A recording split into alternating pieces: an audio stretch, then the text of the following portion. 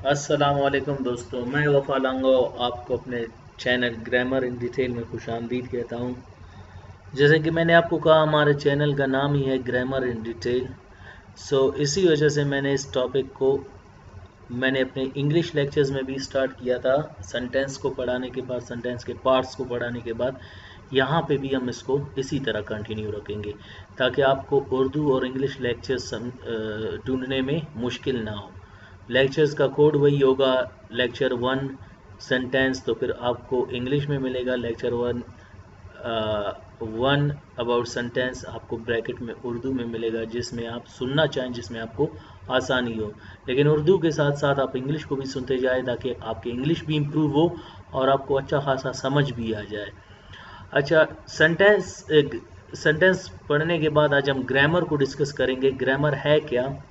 Grammar को समझने के लिए हम इसके ओरिजिन को पहले डिस्कस करेंगे। इसकी ओरिजिन क्या है? द वर्ड ग्रामर, ये जो लफ्ज़ ग्रामर है, हैज़ बीन डिराइव्ड। याद रखना, इसे ड्राइव नहीं कहते हैं। ड्राइव मीन्स चलाना, गाड़ी वगैरह, और दो पहियों के लिए हम यूज़ करते हैं राइड। हम जैसे कहते हैं I ride a bike, I drive a car. लेकिन ये इन दोनों में से नहीं है, इसको हम कहते हैं डिराइव। Drive, derive.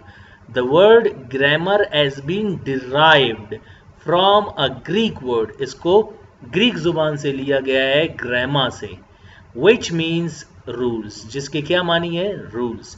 डेफिनेशन आता है, इसे मजीद क्लियर करता है।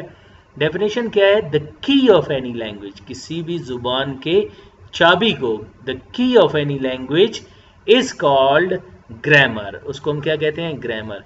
की के ये मानी नहीं है कि आपके पास चाबी है और आपने लॉक उठाया और ओपन किया और आप अंदर चले गए।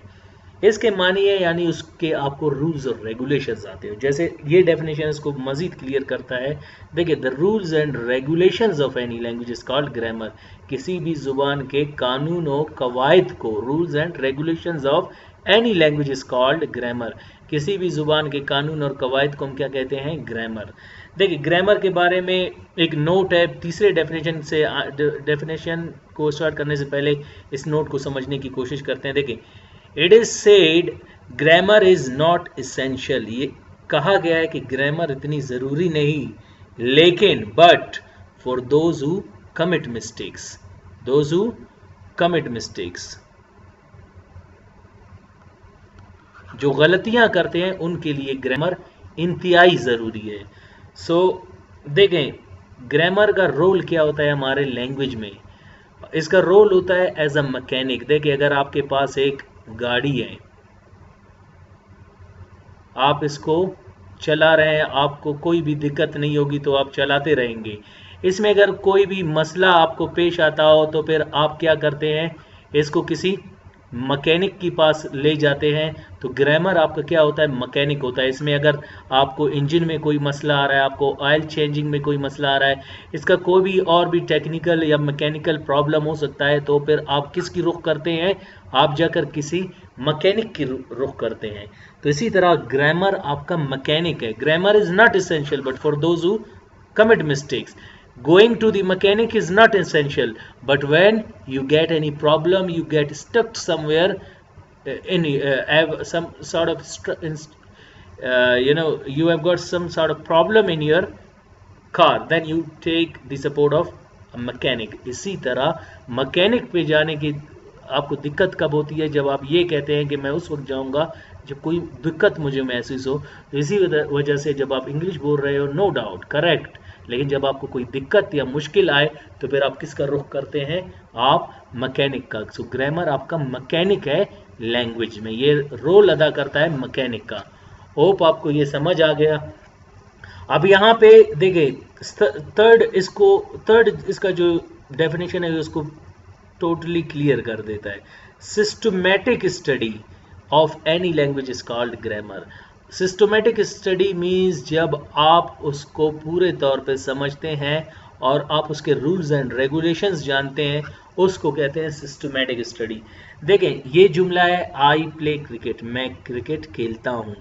अभी बोलने में तो ये क्लियर है, लेकिन अगर कोई ग्रामेरियन इसे देखेगा वो कहेगा इसमें एक फॉल्ट है इन रिटर्न, कि जब भी कोई सेंटेंस एंड हो तो आपने फुल स्टॉप ज़रूर लगाना है। सो आई प्ले क्रिकेट, अगर आप फुल स्टॉप नहीं लगाएंगे तो रीडर ये कंफर्म करेगा, कंसर्न करेगा कि आई प्ले क्रिकेट कुछ और भी है, आपने नहीं लिखा, यानी ये सेंटेंस जारी है।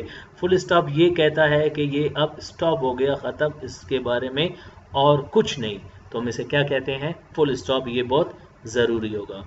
विल यू कम टुमारो, क्या आप कल आएंगे।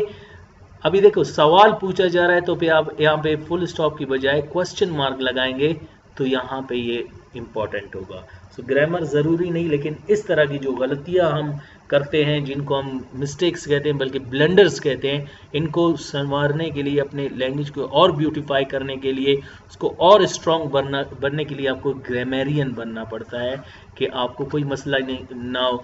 ये मोस्टली आपको CSS कम्पिटेटिव एग्ज़ाम्स है, जैसे PCS है, और आपके अदर कम्पिटेटिव एग्ज़ाम्स है, कोयटा में, बलूचिस्तान में, या पाकिस्तान में, या इससे भी बाहर आप भी कोई भी चीज़ की तैयारी कर रहे हो, तो उसके लिए आपको ग्रामर आना लाजमी है।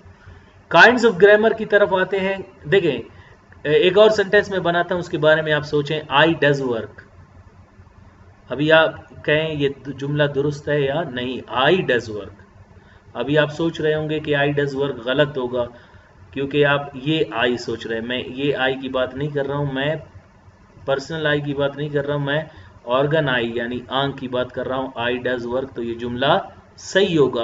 आंख काम करता है, ज़रूर काम करता है किस चीज़ का, देखने का। अगर आप कहोगे आई डज वर्क, मैं काम करता हूँ, फिर ये गलत होगा। आई डू वर्क आएगा, और इस आई के साथ क्या आएगा, डज वर्क, तो ये जुमला दुरुस्त है।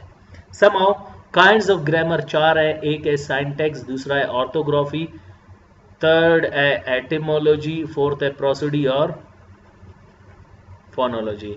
ओके, यहाँ पे ये जो कमिट है ये असल में यहाँ पे आना था, लेकिन कुछ व्यू करने की वजह से यहाँ से मिस हो गया, मिस्टेकनली यहाँ पे आए हैं। लेकिन काइंड्स ये हैं, साइंटेक्स, ऑर्थोग्राफी, एटिमोलॉजी, प्रोसोडी और फोनोलॉजी। सो पहला काइंड हम डिस्कस करने जा रहे हैं ग्रामर का, वो क्या है,